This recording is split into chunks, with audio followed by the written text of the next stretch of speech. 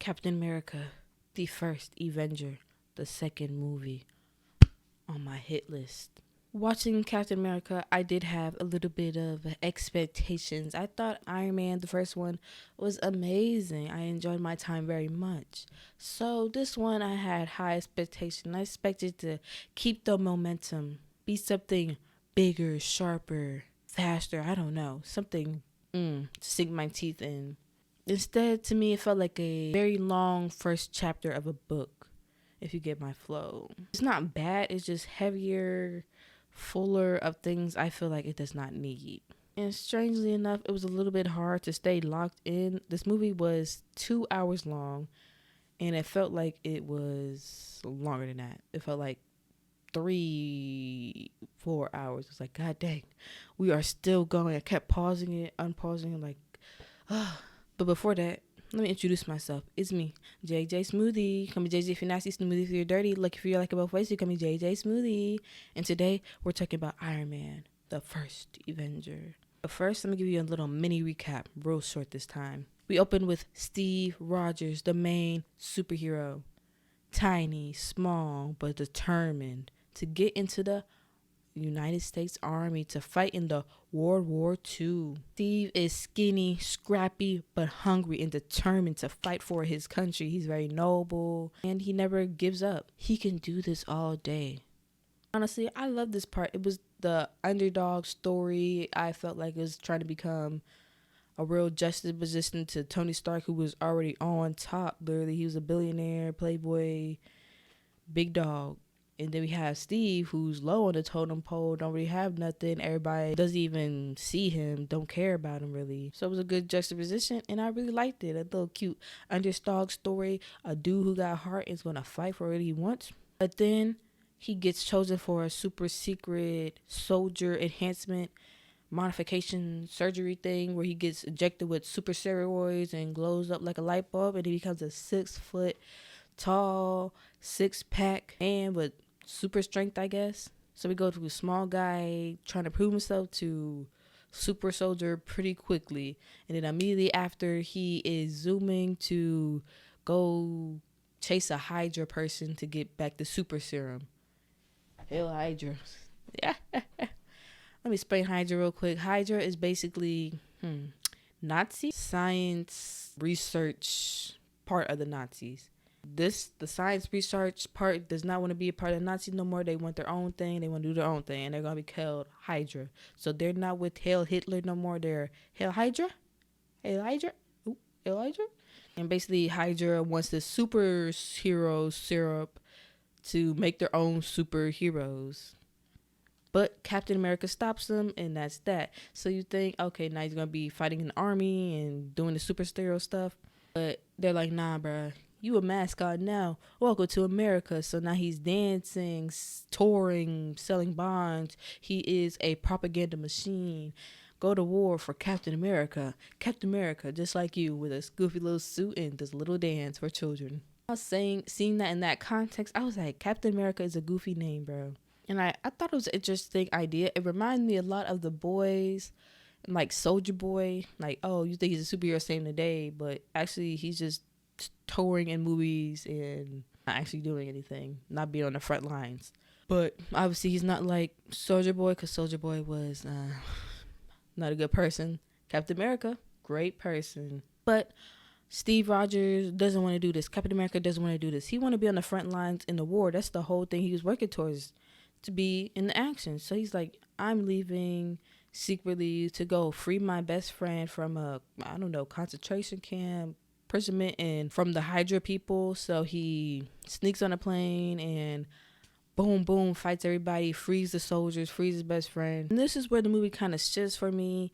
We go into this whole freaking montage, fighting action, going to the Hydra's base camp. I mean, I was like, whoa, okay, this is a different direction. It felt very, we're doing this, and we're doing this, and then we're doing this, and now we're fighting the bad guy. Do-do-do-do, and romantic tension. Do-do-do-do. So while they're looking for the bad guy, his best friend dies, and he's like drinking alcohol, and he's like, I can't get drunk. This super metabolism got me messed up. I can't get drunk. I can't get turned. And then boom, he finds the bad guy and he's fighting the bad guy. He's stopping bombs from dropping on the United States. But the only way to really stop the bombs is to crash land into the Arctic ice glues. And so Captain America sacrifices himself and crashes the ship. 70 years later, he wakes up and he's like, what the world? And he's 70 years in the future. And then the movie ends. So that's how he's in the current times, I guess, to be with Iron Man and whoever else, Hulk and Black Widow. And that's where the movie ends. And that's Captain America, the first Avenger. Now let's talk about my thoughts of this movie. My issue a little bit with this movie, it felt like the first halves of the movies were different. It was like, okay, you got the origin story, you got the stuff. He's a superhero now. Go, go, go, go, go. I was like, oh my gosh, what is happening? And it did leave me get a little bit bored because I'm just like, not confused, but I'm like, the villain was not it. The side character is not it, really. Steve Rogers himself, he was a little bit it, but he didn't really make me feel anything particular that was warranting strong emotions. Like when he crashed, landed, and sacrificed an igloo, I was like, is this movie almost over? Is he dead? Oh, wow. Okay.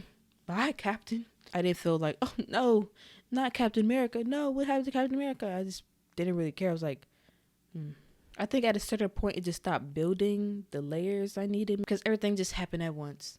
Skinny Steve, lab experiments, super soldier, Hydra, propaganda tour, war hero, montage battle, emotional loss, final mission, Frozen, present day. It was just like, okay. We hitting all the beats. It's just constant progression. There's no real room to breathe. It felt like to me while watching it, it felt like a first season of a TV show smashed into like a movie. I feel like that would have been better suited for like a 8-episode thing because it was just boom, boom, boom. But it wasn't like boom, boom, boom, boom. Oh my gosh. It was just like, okay. Nothing was like, The beginning was when he was small and scrappy and fighting in a small scrappy form and training to be in the army. And then when he just got big, it kind of lost a little momentum. And then after he did his montage stuff, it was like, okay, I'm over it now. Let's speed it up, but also slow it down because what is happening?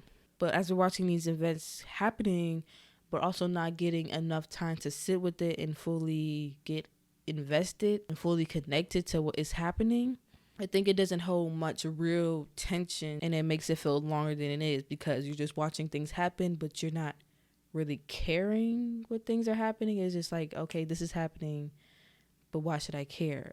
Iron Man to me felt more modern, sharp, character driven. Captain America feels to me a little bit more traditional, more sincere, less charismatic, more symbolism, more legend hero, which is not a bad thing. It just felt less gripping. Like in the beginning, I thought it was going to be like an underdog story, but it kind of just, after he got the super serum in him, it wasn't no more underdog being the big dog. It was just like underdog, boom, you're not the underdog no more. It didn't feel a growth, like a natural progression. Like he could have still got the super serum, but also just felt like Little Steve and Big Steve feel like two different people to me. I don't know why. They act the same, but it just feels different. It doesn't feel like he had to do much to really get to that level. He didn't have to go little dog and then like work his way up to big dog. It was just kind of like little dog was actually big dog all along. He just had a small body. It didn't really feel like he had to grow into anything. It was like he was already him. He was just small. This is why I feel in the second half the movie didn't really work because there was no character development really. He was already like a good person. He already was strong, confident. Nothing was wrong with him other than being little. So I feel like only thing that grew was his little human being form because he was already fine in the beginning. So it wasn't really much to work on if you're already perfect.